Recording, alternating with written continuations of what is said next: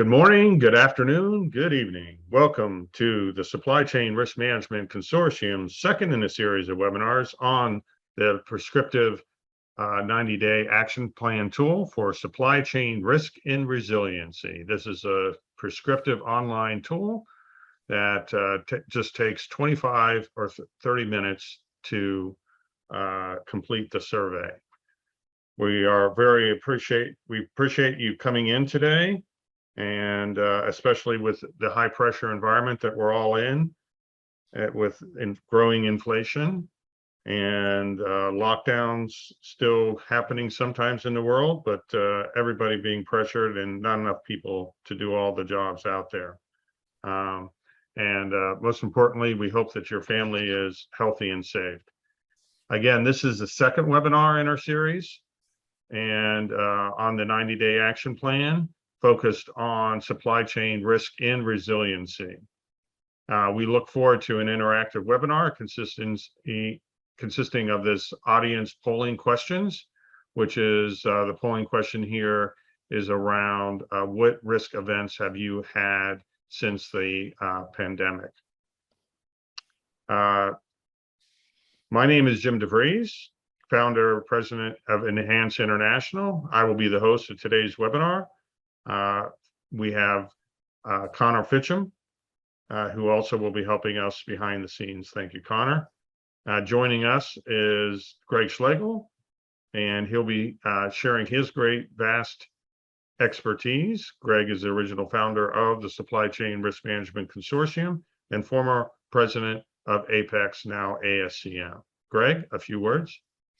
You bet. Thanks a lot, Jim. Great to be with you today to talk about our passion. We'll talk about Supply Chain Risk Consortium in a minute, but I've taught supply chain risk management at Lehigh University here in the States for 10 years.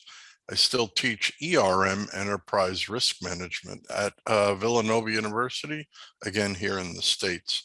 And I spent 8 years with IBM as a supply chain executive consultant.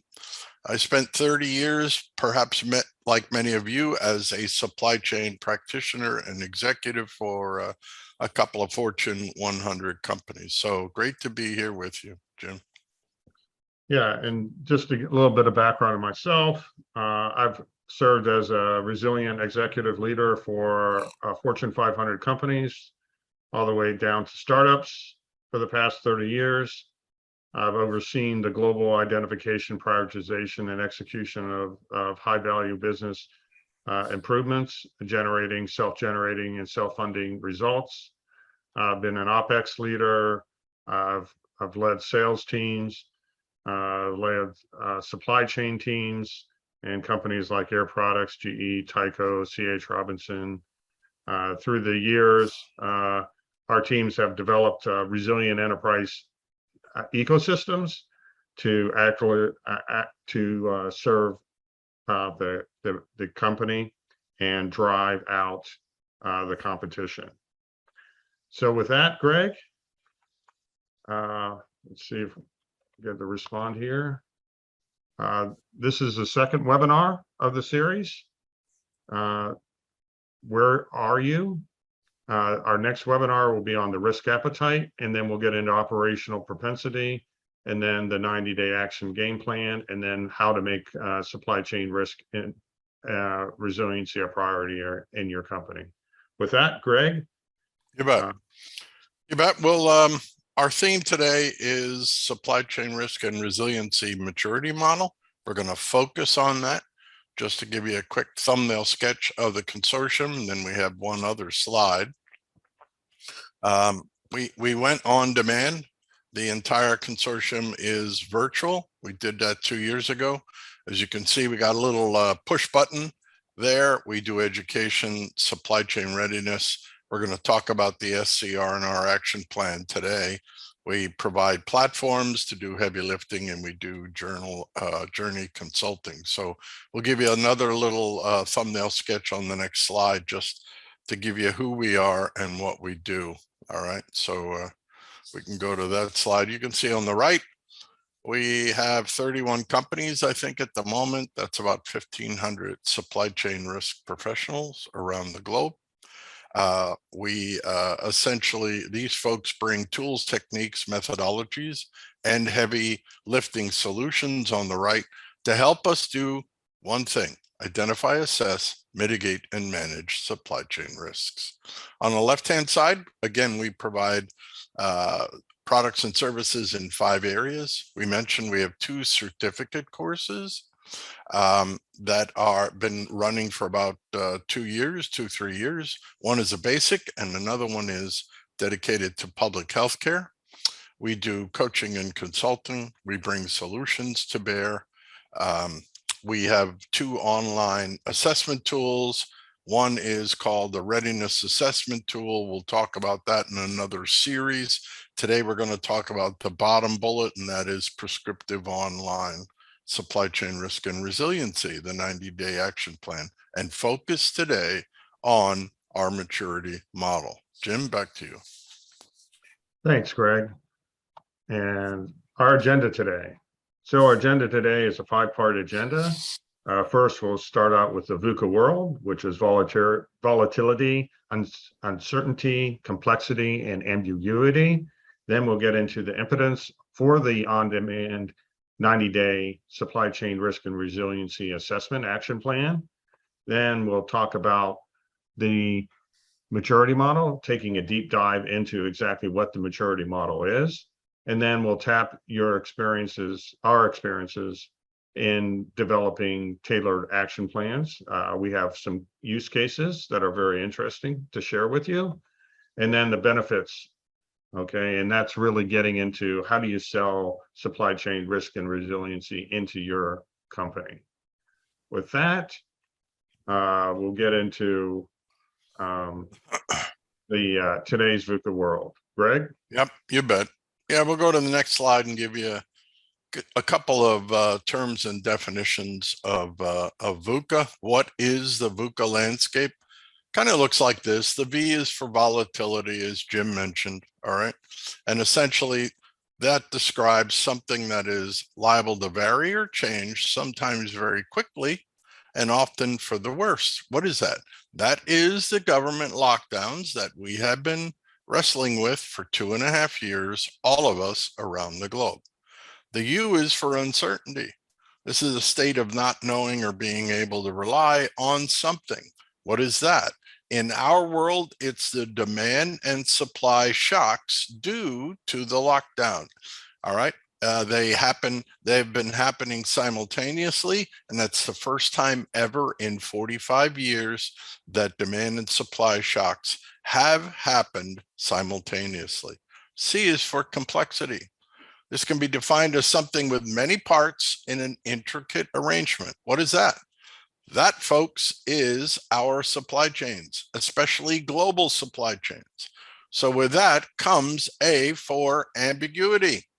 Something is ambiguous if it is open to more than one interpretation, and that, folks, is essentially taking all of the volatility, uncertainty, and complexity, and that's what we've been living with in terms of the VUCA landscape for the last 2.5 years. Let's take a look. So, how to mitigate the VUCA world, all right? Our first blush reaction to you is build a resilient enterprise. And so we wanted to share this coming from our book. This was the best definition of a resilient enterprise that we have seen over the last 10 years. A resilient enterprise has the capacity to overcome disruptions and continually transform itself to meet the changing needs and expectations of who? Your customers, your shareholders, and other stakeholders. Now, we'll be honest with you, that is a pretty tall order, and that means any disruption, not just one or two, any type of disruption. So we wanted to share that with you. It is a tall order. We have some additional insight for you. This is a recent LinkedIn survey profile from Gartner. Gartner, if you're not aware of them, they are pretty much the premier supply chain research organization here in the United States and abroad. They put out a quick question: which of the following has caused unprecedented challenges for supply chains in 2022? This came out just recently, and you can see on the right, not surprising, the ongoing pandemic, about 30% of us, and then boom, not surprising as well, global shortages, which means I don't have enough inventory and or I have excessive inventory, and net I have an imbalance. So we're not surprised, but we wanted to share that with you because that is still the approach towards the VUCA world. All right. Okay, next. So what is the bullwhip effect? So the bullwhip effect is defined as the uncertainty caused from distorted information flowing up and down the supply chain. And as Greg said, in a VUCA world, that's what we have on both sides. So on the demand side, looking at the top left here, we see that, the wavy line is, coming from the customer. So that's where it starts. A small change in amplitude in that demand will manifest itself into quite a large effect on the up to the supplier side. So that large disruption is what we're seeing in the shortages and overages that we just talked about. Then on the supply side, on the upper right here, we have, the factory out there, causing distortions of relevant materials, and then distortions from relevant information starting off, and then causing the distortions of relevant materials moving up and down the supply chain.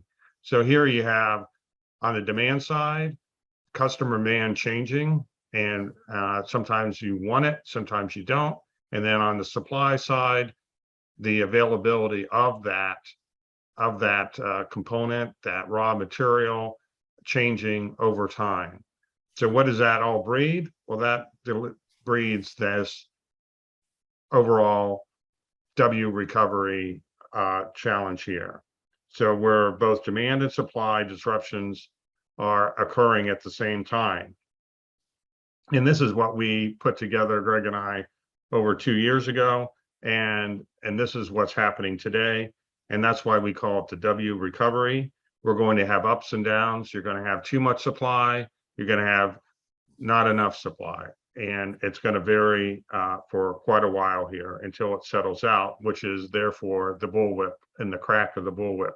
So we believe we're right in, many businesses may be in the crack of the bullwhip right now. So in summary, whoever can manage these surges the best, right, are the ones who are going to gain an unfair market share.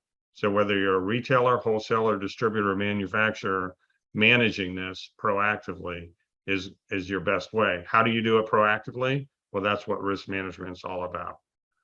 And so what we want to share next is what CEOs have been talking about lately. And this chart here is from Internet of Things Analytics. And this is what CEOs talked about in Q3 of 2022 and Q2 of this year. And on the y-axis, you have keyword growth. So this is internet keyword growth. And on the low side, you have low and fading importance. On the upside, you have growing importance. So what are those topics that are growing in importance and ones that are fading on the y-axis? And then on the x-axis is the keyword importance. So from 0 to 100% on a log scale.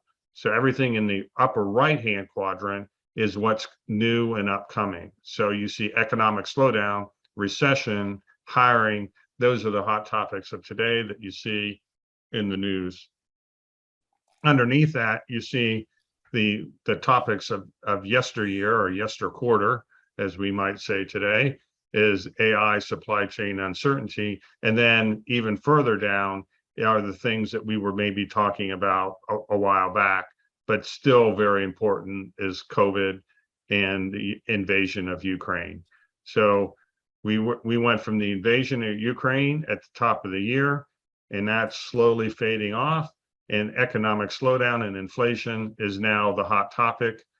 We have our old topics of Industry 4.0 on the left side quadrant here, and AV, AR, and audio and virtual reality, augmented reality, and virtual reality here, and then your hybrid work. But the main thing is you see here is the big push now is in the economic slowdown that we're occurring, which again, when we talk about lockdowns, now we have an artificial lockdown, and that's the Fed raising interest rates. So everybody's worried what is going to be the impact of that artificial stimuli. So again, how do you deal with this? Well, you got to focus on your enterprise-wide supply chain maturity. Why? Because what you don't know about your supply chain can and will hurt you.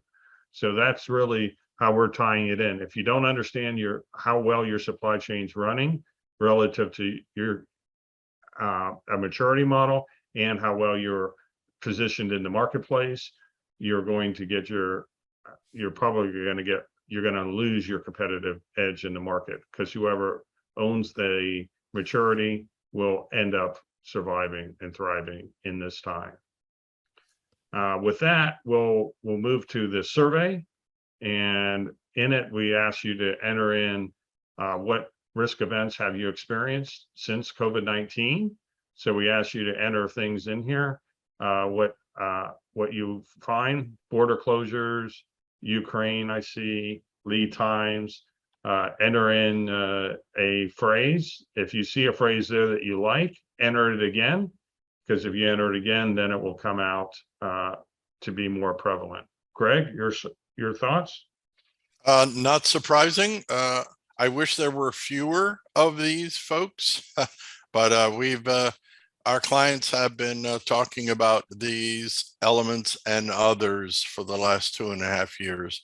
As Jim mentioned, some of the industries are getting a little bit more balance between supply and demand, especially in the ocean carrier arena now. That game's over, with ridiculous pricing. The pricing is coming down for ocean freight and other types of freight as well. So that dilemma is subsiding a bit. There's logistics still. We said early on in March and April of 2020, what you will do when you have these types of disruptions is you will pay premium for inventory and for logistics. We knew it was coming. Just human nature. That's how it works. It's getting a little better, but now we're wrestling with inventory excess, overages, and stockouts. So it's not done yet. So thanks a lot for your participation here. Yeah, and please keep entering it in. Maybe we'll circle back at the end of the webinar. This polling was open throughout, so enter in what you feel the most important. If you really feel strong about one of these, enter it in twice. All right. So what we did was we decided to go back in 2021 and say, okay, what happened in 2021 when we asked folks for this the same survey question. So a year later, it's interesting to see, we were talking then about uncertainty, canceling, delays, a lot of the same types of things, bullwhip. What do we got? Disturbances. A lot of the same. Well, the big one was staff issues, yeah. Jim. Oh, yeah, that was big. Skilled labor is in there. At the moment, it's changed complexion a little bit. That's why we wanted to give you a sense of comparison. Absolutely. So pretty interesting when you compare the two. I think we're getting more. Before, I think it was uncertainty. We didn't know what was going to coming next. Now we think we know what's coming next, and we're trying to deal with it. So the question is, do we really know what's coming next? All right. With that, we're going to just cover a section here on the evidence for the 90-day action plan. Why did we come up with this? And just a few notes there. Of course, the COVID-19 pandemic kind of took us out of the classroom and into the virtual world. And then there was just recently, the Gartner LinkedIn survey that Greg talked about the challenges for 2022, but even back then, there was McKinsey wrote within their report on November 16th, 2020, why investing in supply chain resiliency pays off. If you remember in 2022, or in 2020, I should say, supply chain and supply chain resiliency was not even a term that people had heard. It was still brand new. Now it's everybody is talking about it. You watch the 6 o'clock news, so to speak, it's on primetime TV, even on your local station. Everybody's talking about supply chain and supply chain risks. The inability to sit with companies, as we mentioned, to lead, guide, direct, and coach within the company hallways was certainly a reason for the tool. Again, this is an online tool with 30 minutes of your time, of a cross-section of your organization, and boom, you have where you're at on maturity, what your risk appetite is, and where you sit on operational propensity, your culture, your company. And then the fourth is the staggering and uneven negative impact of the pandemic manufacturers due to artificial demand and supply shocks. So yes, the lockdown started it, but of course, COVID started it all over from the beginning, and then how we reacted to that and continue to react to it by insourcing. And now we see a whole new structuring of the supply chains. And so we're going to continue to have demand and supply chain shocks. China is now turning inward since the pandemic and trying to build a self-sufficient economy while the rest of the world is trying to deal with that. Russia is attacking Ukraine. All these things are causing a lot of demand and supply shocks across the supply chain. So it's not going to end anytime soon because we keep on having these things igniting and the bullwhip effect. So these inputs will continue to drive us. So what is the supply chain risk and resiliency journey roadmap? So we'll just walk through this real quickly. It's a 90-day action plan, maybe even a 6 months action plan. It's done all online, all virtual. It's a 7 hours of investment at a time over 3 months. Those 7 hours are mostly interaction, coaching, meetings with onboarding, collaboration, and coaching sessions with you and your executive teams. But what it covers is 3 different major perspectives. Where are you? The maturity model, which we'll cover today. Who are you? What's your risk appetite? There's no right or wrong. And how do you operate? Your maturity, your operational propensity, we like to say. And then the output is your 90-day action plan with 5 to 8 actions that are tailored for your company. And so how does this get all started? It starts with its onboarding call, which takes about an hour for your lead person. Then you bring up your executives, 5 to 8 stakeholders, generally from sales, supply chain, manufacturing, finance, and alike. And then you get into the 90-day action plan report, which will generate from those survey results, and out will come the 5 to 8 actions. And then we'll have checkpoint calls throughout from the report. You'll get a first call, second and third call, and a fourth call. And then there's another 20 hours of consulting that are available to help you and support you in implementing your 90-day action plan. So with that, Greg? You bet. We said we would do a deeper dive. We're going to focus on the maturity model, one of 3 computer-generated models coming out of the online survey using what we would call AI and ML algorithms. So we've put all of our 12 years of experience into the online virtual model, and we would like to talk a little bit about it, give you a better sense of what the model looks like. So we'll, excuse me, we'll start here. This is the model real quick, because then we're going to do a deeper dive. On the left-hand side, the y-axis, that's your supply chain risk and resiliency maturity, from zero, from low to high. On the x-axis is time, and normally it's competitive advantage from 0 to infinity. And as you can see, there's 5 stages. We'll give you detailed definitions of each 5.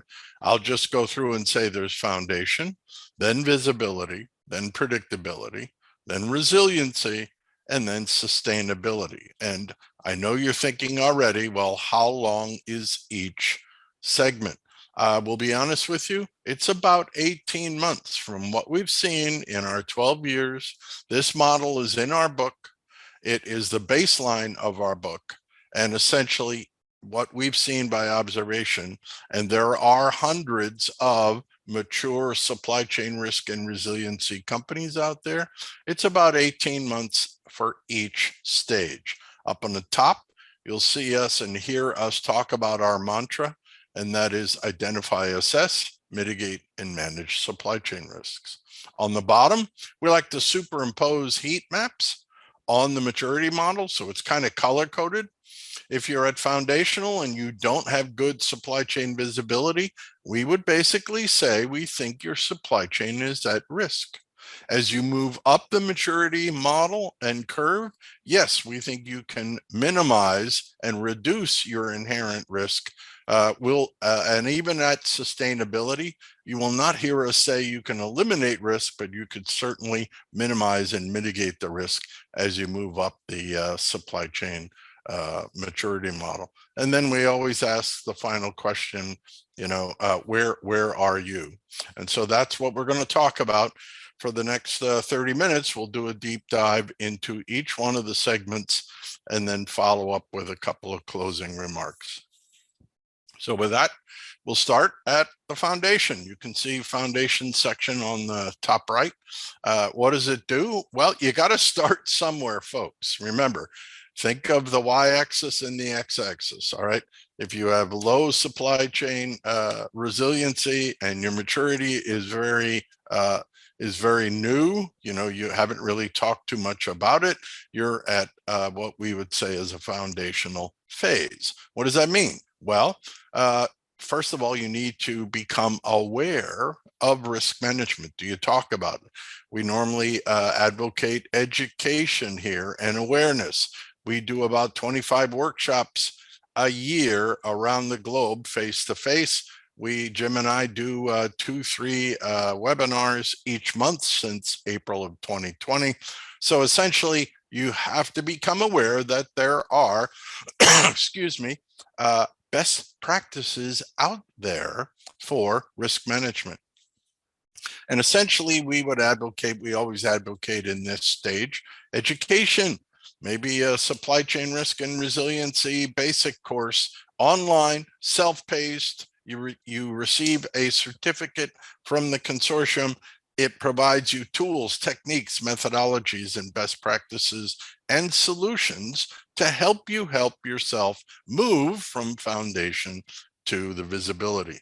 And it does produce, in our point of view, a universal language so that all of your disciplines that Jim talked about, all those disciplines are using the same terms and definitions. So we advocate awareness and education first. That is essentially the elements of the foundational stage. Next stage. Next stage is visibility. All right. What do we think about in terms of the complexion of the visibility stage? Well, what we advocate is, again, creating an awareness of risk across your supply chain. All right. Meaning, we're talking about producing real-time profiles of your materials, your assets, all the elements within your supply chain. As we talked about it, visibility. Most of us do not have good supply chain visibility. What do we mean by that?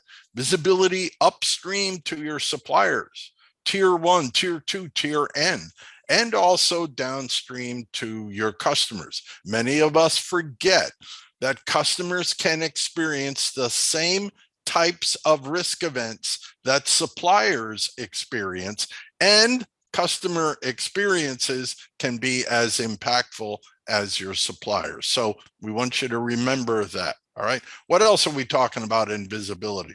We're talking about transparency across the supply chain. Again, upstream to your suppliers, downstream to your customers. Many of us do not have good supply chain visibility.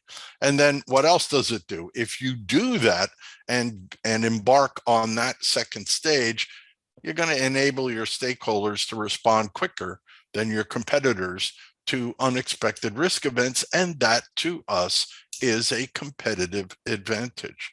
So the net is on the bottom below the heat map is, remember, what you don't know about your supply chain can and will hurt you. All right. We have more. Third stage, predictability stage. Might not be exactly what you're thinking. We're not talking about predicting the next hurricane or the next earthquake. That's not what we're talking about. We're talking about scenario planning. We're talking about digitizing your supply chain. I'm going to sneeze. Hold on. Yeah, but I'm allergic to my own home office. That's not a good thing. All right. Little levity there. Little levity. All right. We're talking about digitizing your supply chain. All right. Start small. Think about a product line and digitize those nodes in your supply chain. Why? So that you can do what if scenario planning. All right. What if I lose a supplier? What if I lose a customer? And you can run some models, what if scenarios, to see, one, your P&L, your profit and loss impact if that happens, and two, we advocate that you append a risk to every one of those scenarios. That's what exemplar companies do on a regular basis. So they're becoming proactive when they talk about risk events, and they align their mitigation plans to that potential risk. Granted, you build a mitigation plan, and essentially that risk may not come to fruition, but if it does, you have a plan to mitigate that, and you go exercise that. A couple other things: it provides insight, to all of your disciplines, because they don't normally think this way, all right, in terms of cause and effect. And again, we talk about war rooms. Many of our clients and our exemplar companies that we're aware of have supply chain risk war rooms. They've done that. They digitize their supply chain, and then they monitor it 24/7, 365. Again, they leverage digital twins. That's what we advocate. You can do that.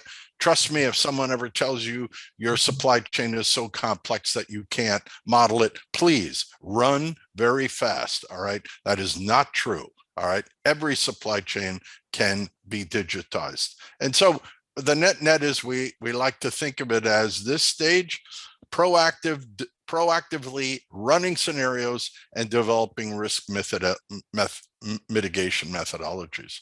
And so essentially, to be able to see how your supply chain reacts to certain risk stimuli before it occurs. And with that, I'll move it over to Jim. Thanks, Greg.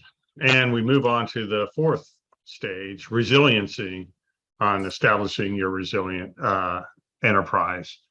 So here, risk management leaders are embedding new risk tools, techniques, methodologies, and key risk indicators such as time to recovery, value at risk, resiliency indexes into their daily supply chain making processes. Why resiliency? These frameworks, protocols, metrics, and organizational structures provide a foundation for operational excellence in risk management and a resilient enterprise. Then we talk about establishing daily supply chain decision-making processes and embedding deep learning and computer vision alerts and network scenarios planning into your day-to-day life. So again, when we talked about predictability with Greg, we talked about digital twins. Now those digital twins are creating this learning center so that you can start building resiliencies and proactively driving network risk scenario planning. Now we're, as Greg likes to say, we're getting jiggy. Mhm. And then, of course, then you got that user interface, user experience, interactive war room with visibility and real-time risk action planning for all the stakeholders. So now you're proactively going out to stakeholders and telling them in this event what you're going to do, and it's not out of the routine of what you're doing. So it's embedding it in your day-to-day. And these frameworks come out with protocols, metrics, and organizational structures. And what we mean here is people know what to do, when to do it, and how to do it in a timely manner. We're not waiting for things. So here, the foundation of operational excellence, risk management, and a resilient enterprise. We are interlinked now. So very mature companies, and there's a few companies out there that are doing this. It's as Greg says, it's a journey. You're probably talking 5 to 8 years into the journey of a concerted effort now. Now sustainability, this is the true end commitment here is companies at this stage, from an organizational infrastructure through the corporate frameworks such as enterprise risk management, governance, risk and compliance, GRC, and ISO risk standards.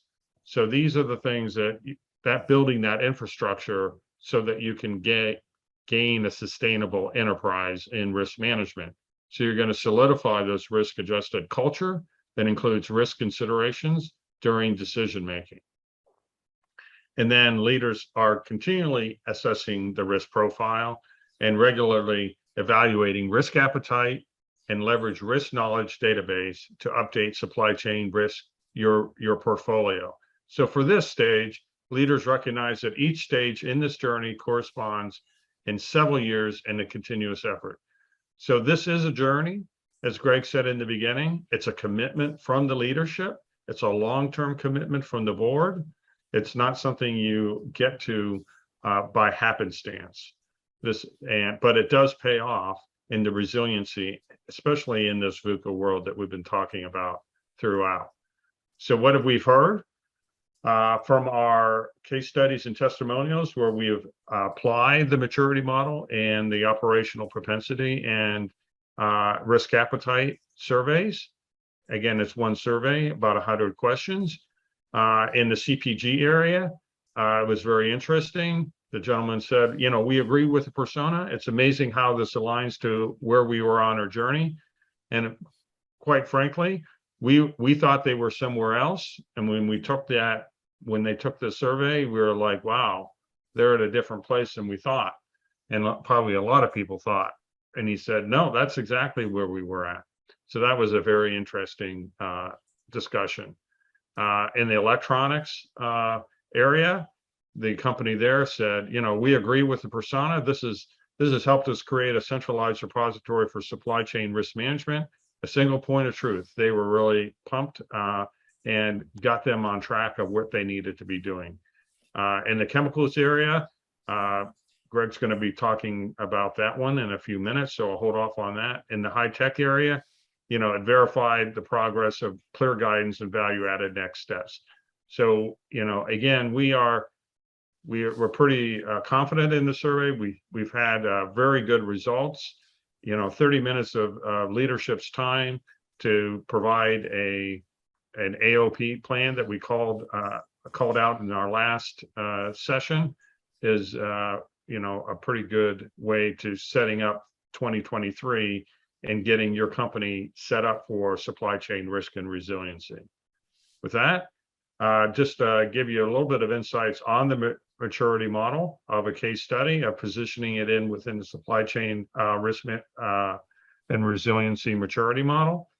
You know, the first bullet here is, why do we believe that your position at this stage will give you some insightful characteristic traits of your company, the governance structure, process challenges, the KPI and KRIs that you need to be looking at, and technologies to support your journey. And then we'll get into agility and resiliency by industry.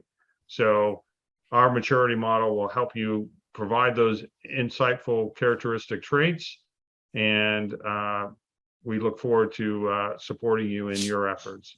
So next, Greg will bring us through an actual use case here. Greg? Yeah, sure. We thought we'd share two use cases, user feedback, talk about the maturity model. One is chemicals. And as you can see, what we do, the algorithms essentially take the survey respondent data and computer generate an as is and a to be. The as is the red icon. The to be is the black icon. So for this chemical organization, we position the algorithms positioned their as is and to be, because we asked two different questions. What do you feel like now? What would you like to be when you grow up? All right. And so here's a couple of threads that came from the chemical users. We've been focused on supply chain risk management for the past 3 to 4 years. We're still at the beginning of the visibility stage. They agreed with us in terms of the persona. We are a global company and we're spanning 160 countries. So pretty large landscape when it comes to supply chain risk. We're a global company with a single instance ERP. Good for you. That's a great start. And we're not looking past the visibility stage at the moment. As you can see, they wanted to get to the end of visibility. And as we said, this is a journey. You don't do it in a day or a week. It's months and perhaps a year or two. So they were what we would call pretty conservative. There's no right or wrong answer in this discussion of risk. It's different. So that's where they were positioned. They were very pleased to see that. They agreed with it, and we would call them conservative. Next use case. Heavy industry. Again, same basic graph. They went through the analysis as Jim profiled for you, the journey. Their as is and to be, you can take a look at it. The as is red. They were kind of in the middle of the visibility stage, and they had a very aggressive, very proactive to be state. They want to be up there in sustainability. You know, bless them. All right. Very, very proactive and aggressive. Here's what they said. We've been focused on SCRM for 2 years. We're still at visibility. They agree. They were a little bit farther than the chemical folks. We're a global company, 150 countries, pretty big again in terms of landscape. We're a large global company, again, with a single SAP instance, not surprising. We're looking to achieve sustainability, which is their to-be state, because they understand the definitions. They got the report. They read the report. In the report, you get the terms and definitions of each one of the stages, and they chose to put a to-be state out there as soon as they are able. So we would call this organization opportunistic. All right, there's no right or wrong answer, but two different complexions about supply chain risk and resiliency. So with that, we have a Just couple 1 of second, wrap-up Greg. slides. We had a Yeah, good, you bet. there's a good question in there. I answered it in Okay. the chat, but I think it's worth talking about. And Sure. And they said, do you put a time frame in the to be question? And I said, no, we do not put a time frame. We let them define the time frame that meets what they expect, because we found that by doing that, it breeded the dialogue of what do you expect. So the difference between these two in my opinion, and Greg could differ from me, but in these two use cases is one, you had a leader, a CEO in this case, who was gung-ho about supply chain risk and resiliency, new CEO, and wants to do a lot in this area. In the other company, I don't believe the CEO was leading a charge in supply chain risk and resiliency. That may have something to do with the 2B state being further out for this company versus the other. But there could be other things. But again, there's no right or wrong. The whole idea is that it breeds the conversation with the company and understanding where their mindset is. Greg, your thoughts? You bet. No, that's absolutely correct. Again, risk is a matter of perspective, folks. I give you a real quick insight here before we move on. What we have found in 12 years, all right, is people have different perspectives on the same risk that we identify. Why? For only two reasons. One, what is their risk experience in their career, good, bad, or indifferent? And second, where that person resides in the organization, either in a department or hierarchical in terms of executive, director, management. There's only two drivers, all right? There's no right or wrong answer, but essentially that's what we see. And therefore you can get divergence like this when it comes to asking those questions of where would you like to be? So just a little quick insight on risk. Mm-hmm. All right, we said we would probably do a recap here. Jim went through it. You can take a look. This is the process, all right? And again, what do you get? Where are you? Who are you?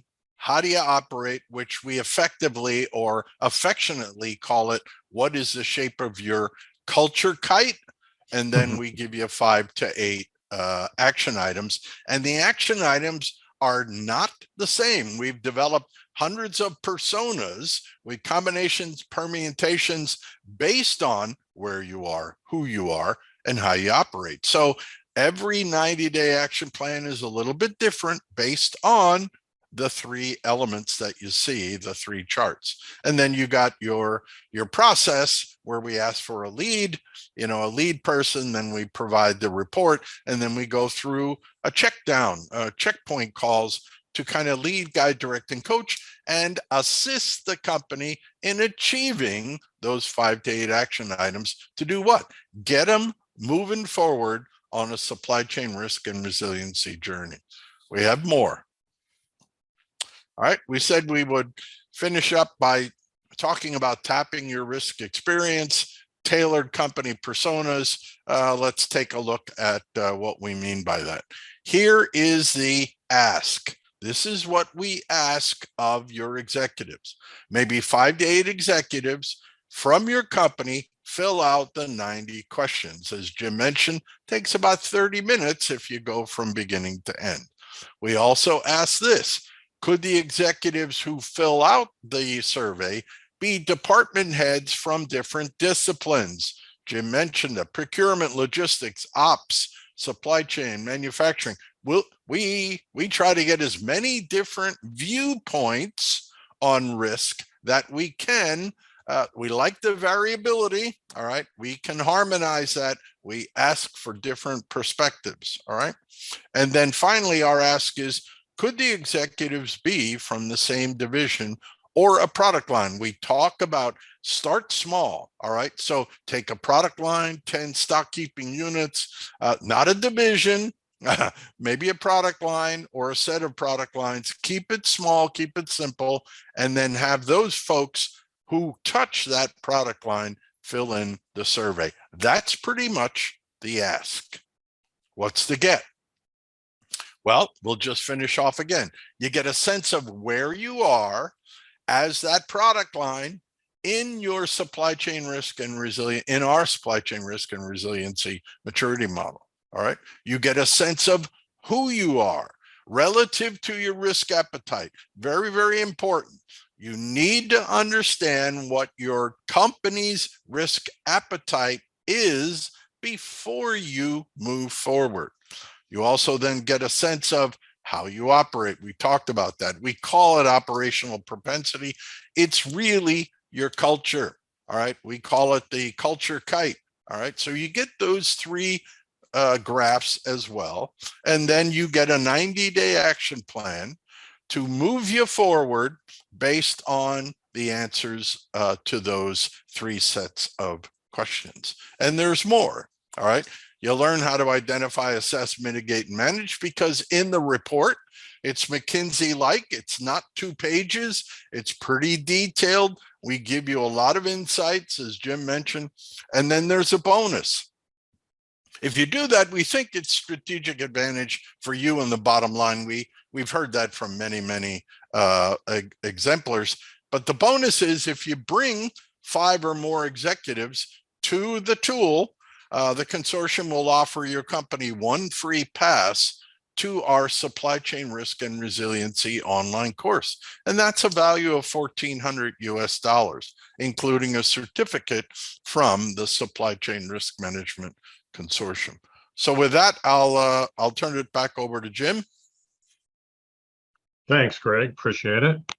And we'll close it out here with the benefits of indoctrinating a supply chain risk and resiliency program. And there's a number of benefits for those companies that have embedded supply chain risk and resiliency into their work life, so to speak. So we'll kick it off with cost reduction. Insurance premiums reduction by 10%. And year over year, 10% through automated workflow, operational excellence, hyper automation, process automation, and optimization, according to Gartner. So these are proven numbers. These aren't made up numbers. These are coming from Gartner and McKinsey and alike. Second, from a cost avoidance perspective, the 17% improvement in effectiveness in risk detection and assessment of year over year, and then 7% higher than other competitors. So that's what it's worth to you. And then cost avoidance, a decrease of 10% over the competitors.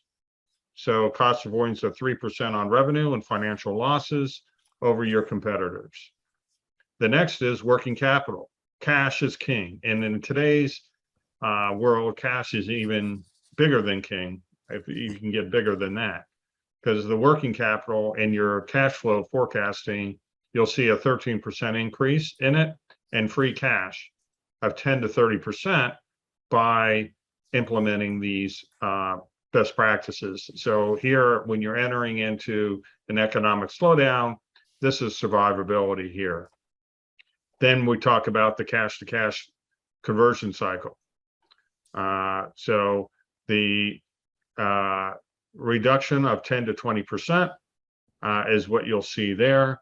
And then you'll see your key supplier viability, that cost of that $1 to $3 million per year for change out of key suppliers, being proactive and not reactive to that. We're going to, as we hit the snap of the bullwhip, which we are right now at, we're going to see suppliers and customers going out of business. The question is, if you lose that demand now from that customer that you depend on, what's going to happen to your supplier base? Now you're going to institute a little bit of snap of the crack of the bullwhip on your supply chain, because you're going to be starting to lose customers and suppliers on both ends. And this is a pretty important stage of the recovery that we're going through. So as Greg said, let's start small with the number of SKUs within a division. Think big, start small, and act fast. And with that, Greg? You bet. We just wanted to kind of put a bow on our discussion and talk again about the Supply Chain Risk Management Consortium's offering. We're totally online. We provide online education, supply chain readiness. That's a different assessment tool. We have other webinar series talk about that. We We will be talking about Supply Chain Risk and Resiliency Action Plan tool for the next 4 or 5 webinars. And Jim will identify the dates in a minute. We have platforms that do heavy lifting for you. And again, we consult and lead, guide, direct, and coach companies in journeys. So contact us with your questions. Let us know how you feel about the maturity model. If you have any questions, just ping us, either visit the website, my address, or Jim's email address, and just let us know how we can assist you going forward. So with that, I'll turn it over to Jim for a closeout. Thanks, Greg. Again, our next webinar is on risk appetite. As Greg pointed out, this is a very interesting webinar on your readiness for supply chain risk and resiliency. Is your company ready to take it on? How do you manage risk? How do you make decisions? That is an outcome of the assessment. And then we'll get into operational propensity. As Greg said, your culture kite, how do you operate in December 6th? And then next year, we'll be getting into the action plan and then how to make supply chain risk and resiliency a priority in your company in February. So we look forward to seeing you at future webinars. We'll be sending those out as we go on. And with that, in closing remarks, I think that this is a very important topic, the maturity and moving your company through your maturity, and understanding that this is a journey. This isn't something that you just start instantaneously. And then circling back to integrating this into your annual operating plan. We believe it's really important to ensure that you'll be able to do this to make a difference right away. So if you launch the survey now, it can help you build your 2023 planning for embedding supply chain risk and resiliency into your company. Greg, final comments? You bet. Folks, with rising inflation and the distinct possibility of a downturn economy, we think it's more important than ever to understand your supply chain risk maturity, your risk appetite, and your operating culture to do what? Survive and thrive going beyond today. So with that, thanks a lot for attending and all the best in your journey.